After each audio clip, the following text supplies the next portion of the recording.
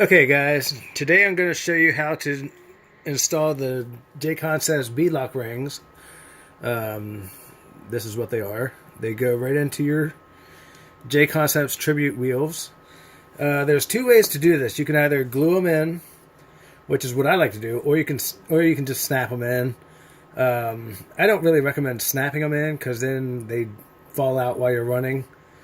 But if you do snap them in, you can always change them out, change different colors out for different trucks. But gluing them in is more of a permanent fixture. So what I do is I just, if you can see this, run just a small amount of glue around the beadlock ring,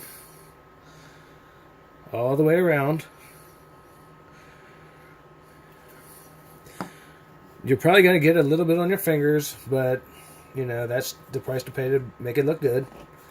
Then just snap it in. Make sure it's all nice and fitted around the wheels. And that's basically it.